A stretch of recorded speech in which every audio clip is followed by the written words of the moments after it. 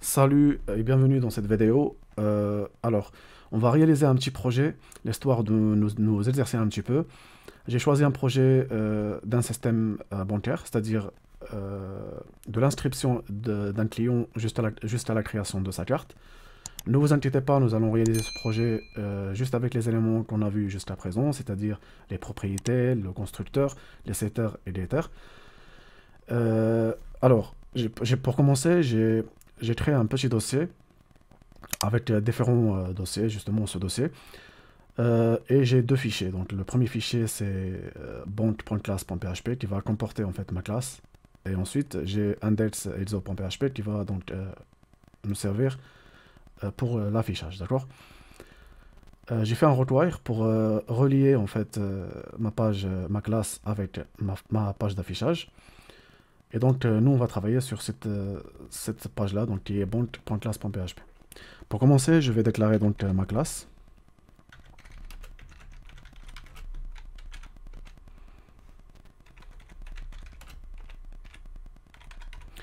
Alors, j'aimerais mettre le point quand même sur un truc avant de passer à la suite. Je vous ai parlé vite fait dans la précédente vidéo de la visibilité, mais sans m'attarder un petit peu pour mieux vous expliquer les choses, pardon. Alors, vous avez le mot-clé public. Donc, le public, ça vous permet en fait d'avoir une visibilité en dehors de la classe, c'est-à-dire déclarer une variable au sein d'une classe et vous pouvez y avoir accès un peu partout dans votre script, d'accord. Tandis que private, comme son nom l'indique, donc c'est privé, c'est-à-dire que la propriété est privée et englobée, donc on ne peut pas l'utiliser en dehors de la classe, mis à part si on utilise un getter qui va checker la valeur de cette propriété afin qu'on puisse l'utiliser quelque part. Faire appel au getter qui lui-même fait appel à la propriété. Voilà. Quand on va utiliser le protected, en fait, c'est comme si on avait deux classes, classe employée et classe direction. La classe direction, forcément, il va hériter donc, de la classe employée afin de récupérer les informations des employeurs, d'accord. Tandis que les employés, ils ne peuvent pas accéder aux informations de la classe mère, qui est donc la direction. Voilà, tout simplement. Mais ne vous inquiétez pas, nous allons voir tout ça quand on sera dans l'héritage. Alors, je vais continuer. J'aurai besoin donc nom de client, prénom.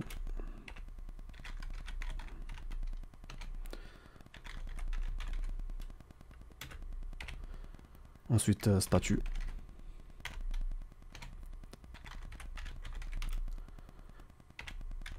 Et le compte.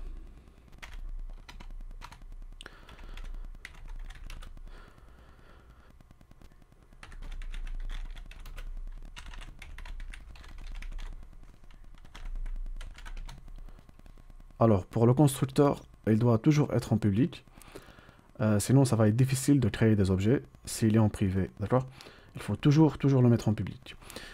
Pour les paramètres, je vais reprendre les mêmes noms, donc en mettant ici donc les noms, prénom, etc.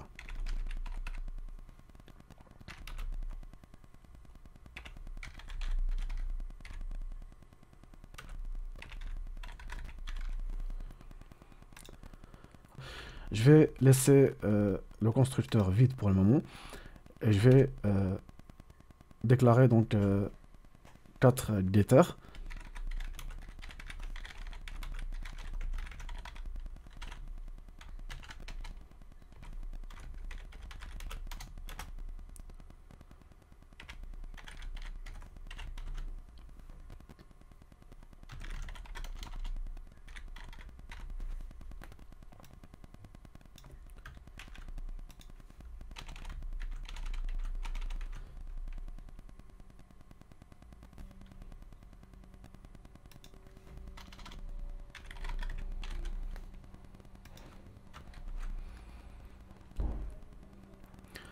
Voilà, donc on a ici nos getters qui vont pouvoir donc faire appel, retourner la valeur de ces propriétés-là. Okay.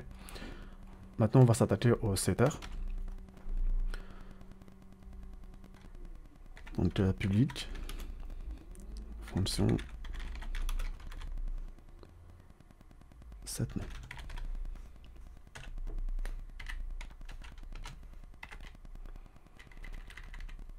il va prendre un paramètre n. Ici, je vais faire if différente de vide and is string.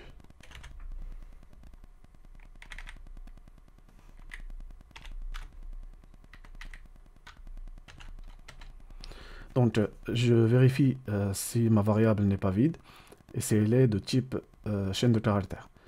Si ce n'est pas le cas, je vais retourner une erreur en mettant ici Schreiber error.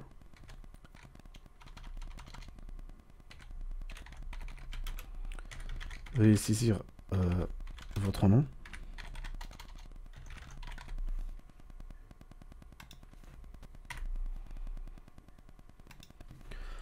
Maintenant, on va faire appel à la fonction strlen qui va nous permettre en fait de limiter les caractères, c'est-à-dire je ne peux pas permettre au client de mettre un seul caractère pour un nom. C'est quelque chose qui n'existe pas réellement, donc c'est pas logique.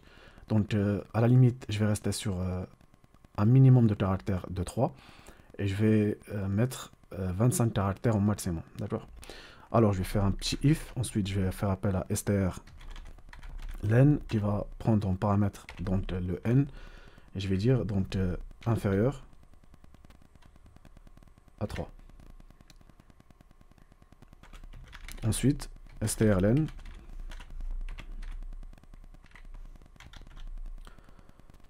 supérieur à 15. Allez, 25. Voilà. Donc il faut que le nom soit... il faut qu'il comporte minimum 3 caractères et un maximum de 25 caractères. D'accord? Si c'est correct, on va continuer. Sinon, on va mettre un else pour lever une exception en mettant un petit trigger. Un trim, un trigger error. Le message, ça sera saisir un nom valide.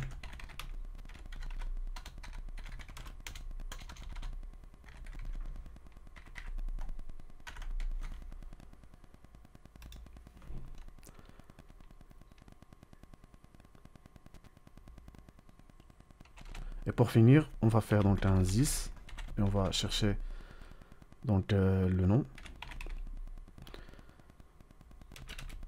égal à la, à la variable n. Pardon. Voilà. Je vais retirer les espaces pour la visibilité. Alors le prénom, ça sera un peu identique à ce qu'on a fait ici pour le nom. Donc je vais faire juste copier-coller. Je vais changer le paramètre ici, un peu partout dans mon script.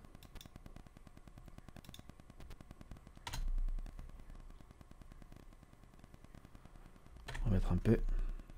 Et ici, on va mettre 7 prénoms.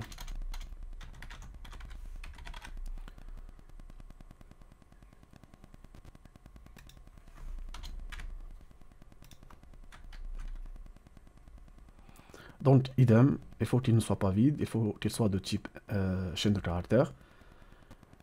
Un minimum de caractères de 3 et un maximum de 25. Ici, je vais changer le nom par prénom.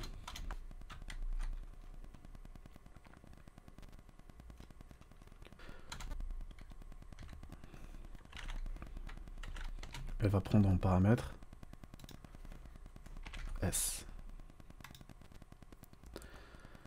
Alors, pour le statut, ça sera un peu la même vérification. Donc, il faut qu'il soit différent de vide.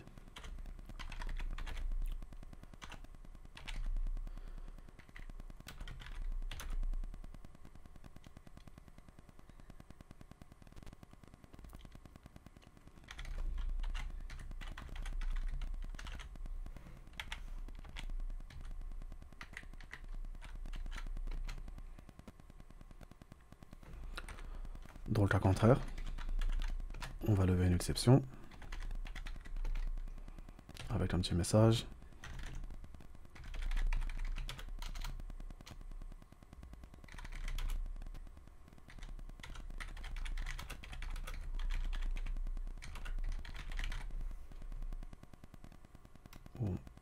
tout simplement quel est votre statut social.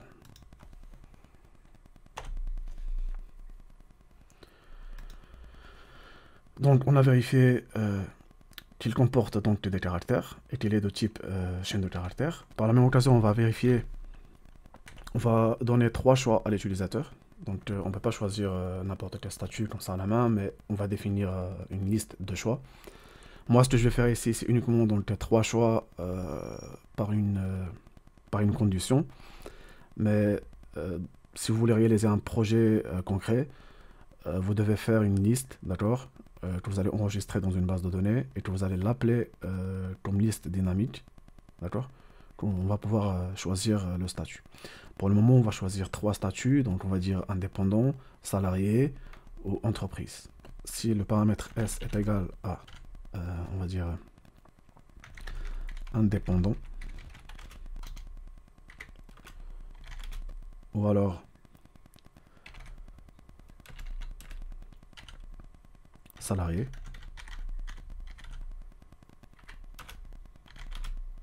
et pour finir, entreprise. Ici, j'ai oublié le paramètre S égal.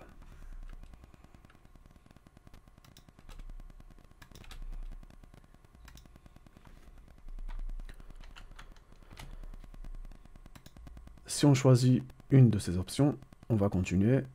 Si ce n'est pas le cas, on va rajouter un petit else pour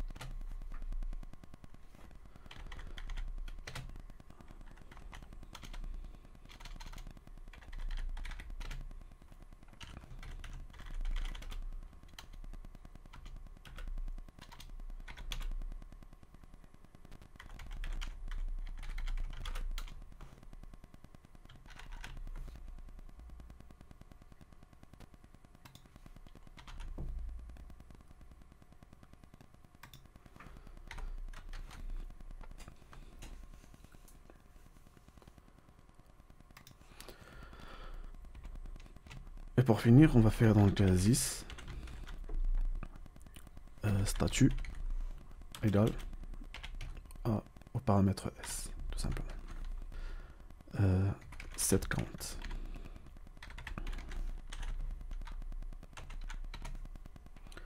Il va prendre en paramètre C. Donc là déjà on va vérifier si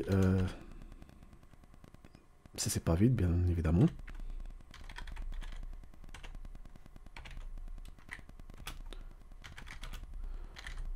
Ensuite, is float. Il faut qu'elle soit de type nombre à virgule.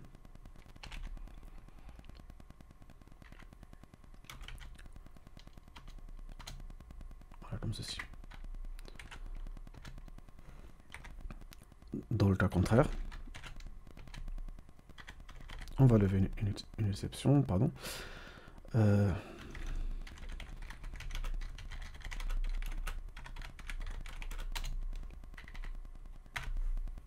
Voilà, comme ceci.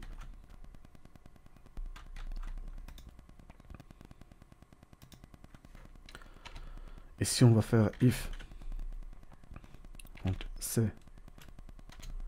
égale à 0, comme ça. Donc si, admettons que le client, il ne veut pas déposer de l'argent tout de suite, il veut juste ouvrir un compte avec 0 départ. Donc on va prévoir ceci dans ce setter, parce que ce setter elle va pouvoir nous servir dans 2 cas. Pour le cas de figure numéro 1, on pense que le client il veut un compte qui ne comporte pas, qui comporte 0,00 pour le moment, d'accord. Donc si c'est le cas, on va mettre que donc le compte il sera égal à 0,20 centimes, parce qu'on ne peut pas laisser le compte vide. Donc c'est pour ça, même si il dépose rien du tout, on va mettre quand même une petite vingtaine de centimes, histoire de ne pas créer de problème au niveau du code, d'accord. Et ensuite on va checker ça. On va mettre ici this compte égal à la variable c. else,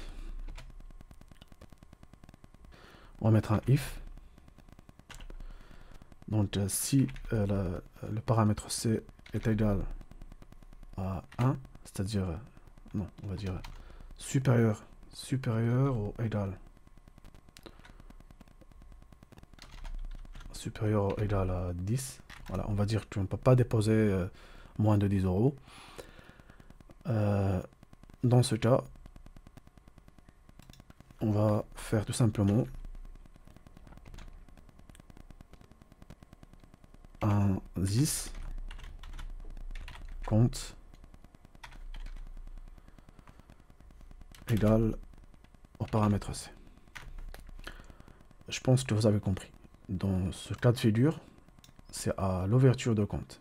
C'est le client choisit d'ouvrir un compte avec 0 dirham, ou 0 euros, au dollar, ou ce que vous voulez. Mais voilà, 0. Alors on va lui affecter une petite vingtaine de centimes dans son compte, l'histoire qu'il ne soit pas vide. Et après on check tout ça. Dans la deuxième cas de figure, pardon, je vais y arriver. Si le client veut déposer de l'argent, il faut déposer plus de 10 euros. On ne peut pas déposer juste 1 euro ou 2, ça sert à rien parce que voilà. Donc moi j'ai choisi 10 au hasard. Donc il peut déposer 10 au plus, d'accord? Si c'est le cas, on ne va pas affecter les 20 centimes, on va juste tout simplement mettre de l'argent qu'il veut déposer dans son compte, tout simplement.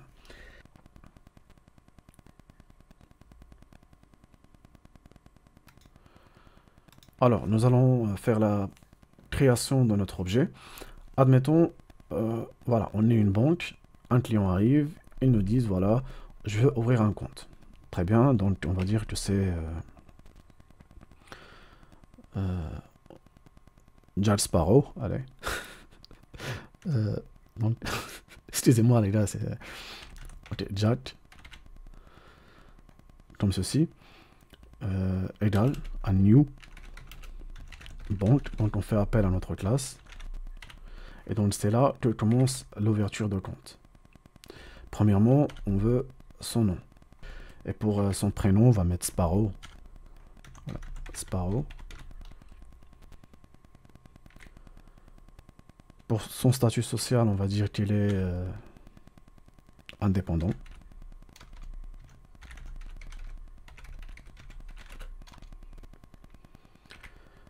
Et il veut juste ouvrir un compte avec 0. Et comme j'avais précisé qu'on est sur le float, donc chiffre à virgule, même si on doit mettre juste 0, vous êtes obligé de mettre un point 00 pour que le système puisse comprendre ceci. Sinon, vous aurez des erreurs au niveau de votre code. Ok. Donc, on a notre premier objet, enfin, on a un premier client qui arrive et qui ouvre son compte avec 0. Ok. Je vais faire enregistrer, ensuite je vais exécuter pour voir s'il n'y a pas d'erreur. Alors, j'ai lancé le serveur carrément.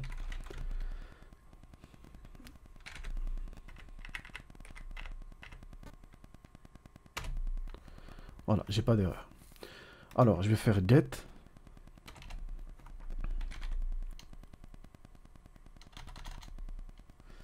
Déjà, je vais appeler, donc, je vais mettre ici Jack.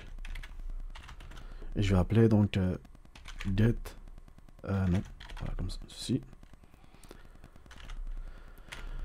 Et je vais rajouter un petit écho à ce niveau.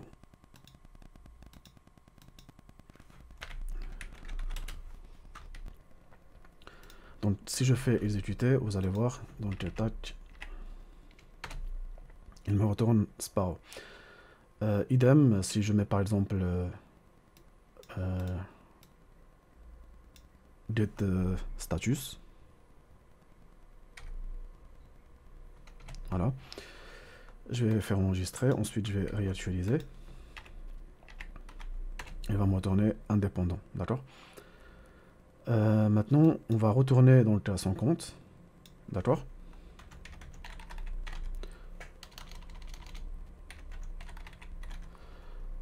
On va voir ce qu'il va nous retourner.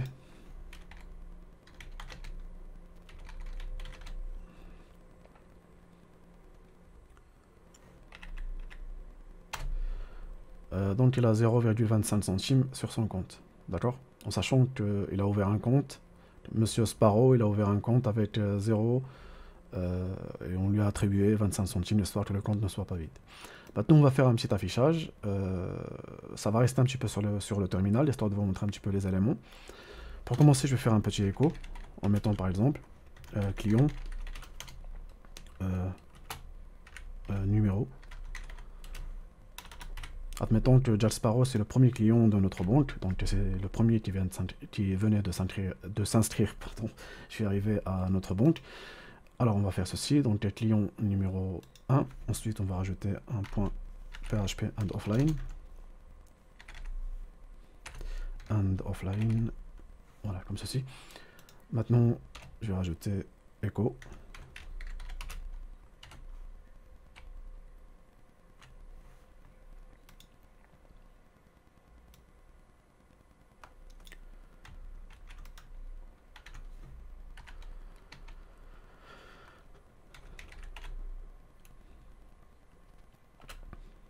Donc, non.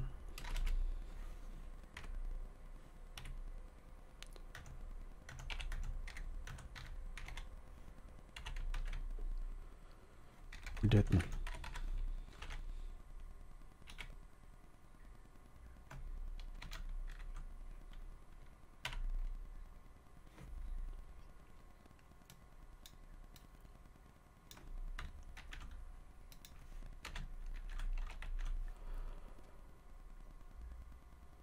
Ici, je vais rajouter prénom.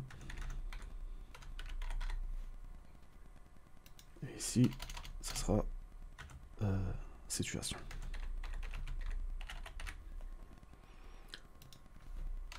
Donc, get prénom, comme ceci. Et là, ça sera get status.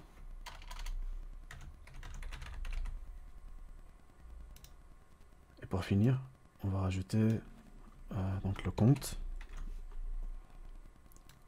On va mettre ici solde actuel.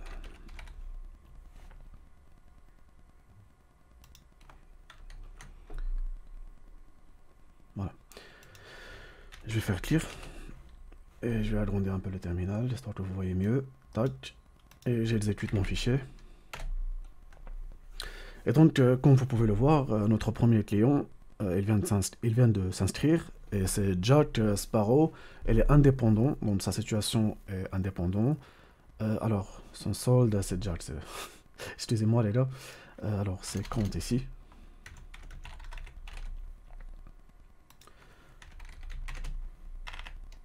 Voilà.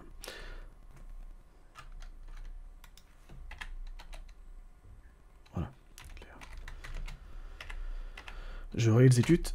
Et donc, sa situation actuelle, elle est indépendante. Son solde actuel est de 0,25 centimes parce que Monsieur Sparrow voulait juste un compte, donc il n'a pas fait de dépôt. Alors, admettons que Sparrow, il veut déposer 2000 $ sur son compte. D'accord? Alors, ce qu'on va faire, c'est tout simplement faire appel au setter, qui va donc nous permettre de faire un petit dépôt sur le compte de Monsieur Sparrow. Pour ça, donc, je vais faire appel à mon objet, d'accord? Ensuite, set compte, voilà, comme ceci. Et je vais rajouter 2000. Et comme on a précisé qu'on est sur le float, donc sur de nombre à virgule, on est obligé de rajouter un point 00, même si ça revient à la même chose. Mais voilà, on est sur un système bancaire et c'est évident de travailler avec les virgules, d'accord? Voilà, donc maintenant, Monsieur Sparrow, il a 2000 $ sur son compte. Pour afficher en fait les résultats, je dois prendre donc le même code, d'accord? Et je dois descendre d'un cran et remettre le code ici. Voilà. Je vais même rajouter une petite ligne ici, en mettant ici dépôt. Et en rajoutant ici plus. Voilà, comme ceci. Et à ce niveau-là, on va rajouter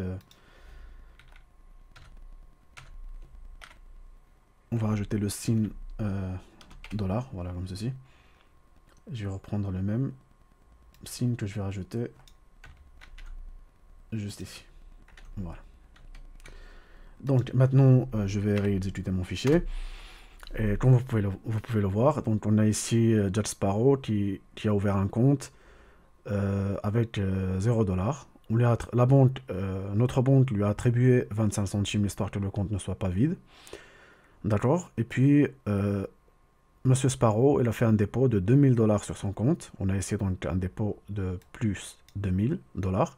Et son solde actuel est de 2000 $. D'accord. Voilà. Donc maintenant, j'aimerais vous montrer comment on fait la création d'une carte. D'accord. Vous allez voir, c'est très très simple. Déjà, on va supprimer tout, en fait. On va supprimer tout ça.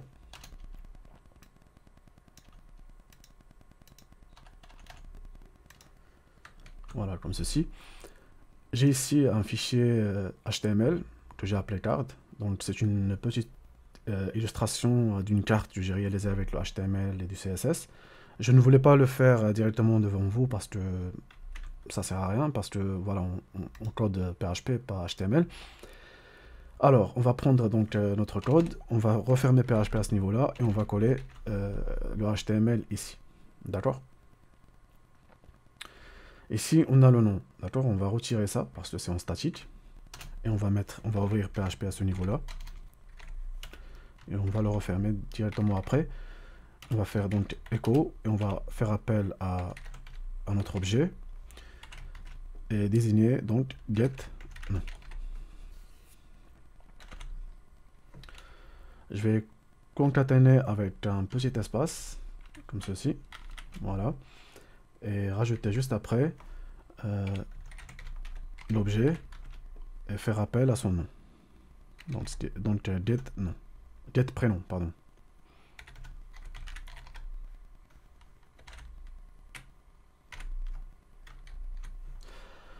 Bon, ici on a donc un numéro de carte ou un numéro de compte qui est en statique, mais bon, c'est pas grave. On va le faire CTRL-X, et ensuite on va déclarer une variable ici en mettant card number égale. Voilà.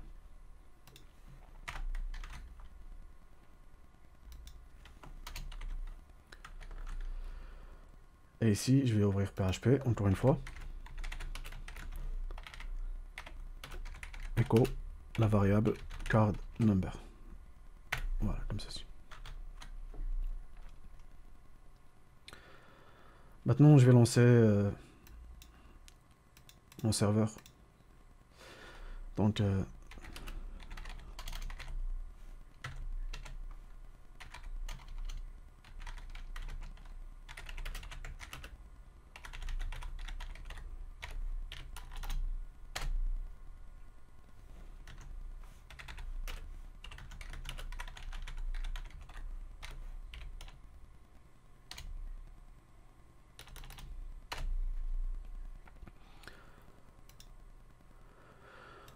localhost 2.3000 / projet non pas projet / index exo.php.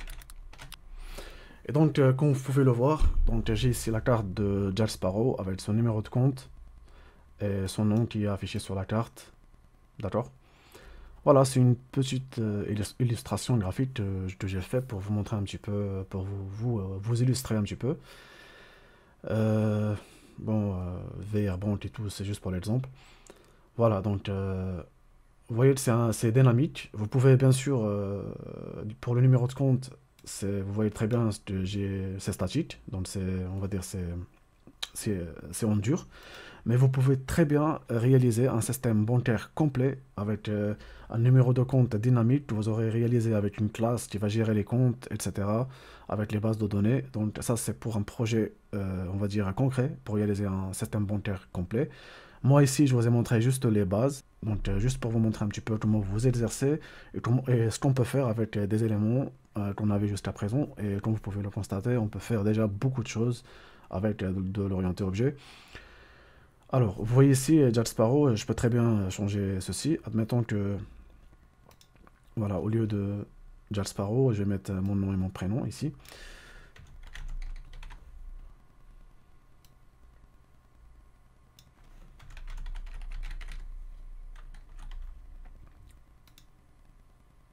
Voilà, tac, et je vais actualiser. Et comme vous pouvez voir, voilà, la carte prend directement mon nom. Il suffit juste de l'imprimer. Et elle comporte 2000 €. D'accord? Voilà tout pour cette vidéo. J'espère qu'il vous aura plu. N'hésitez pas à vous abonner à la chaîne. Ça me fait toujours plaisir. Et moi, je vous dis à la prochaine vidéo. Restez libres. Ciao.